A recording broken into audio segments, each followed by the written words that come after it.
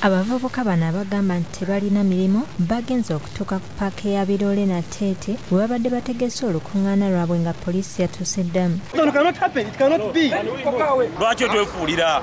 Tetulina mirimu, ndi kansala mulamba nange sikola. Adumira poliisi ye Katwe Haji Ibrahim Saiga yategezeza nga abavubuka bano bwe baleeta okusaba kwabwe eri poliisi ng'olukungaana luno babadde balina kulutegeka ng'ennaku z'omwezi 19 omwezi guno, poliisi ne balinda okubawa obukuumi nga tebalabikako kyokka tebazzeemu kusaba lunaku lulala. Which day did you apply? They applied for 19. You clear us on 19 that one. Come here. If I had cleared the 20, I would have made a mistake. I cleared on 19.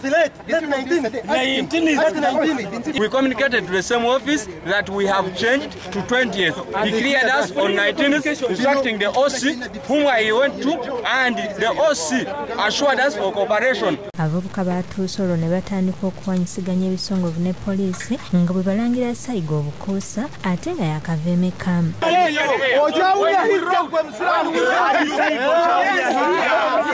When we wrote to you, you instructed us.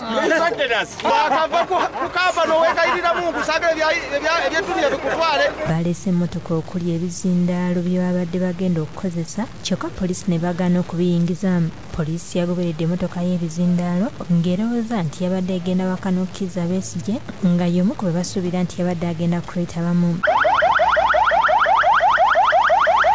Ankubidde essimu ngambuuza nti mpulidde nti Besigye ajja.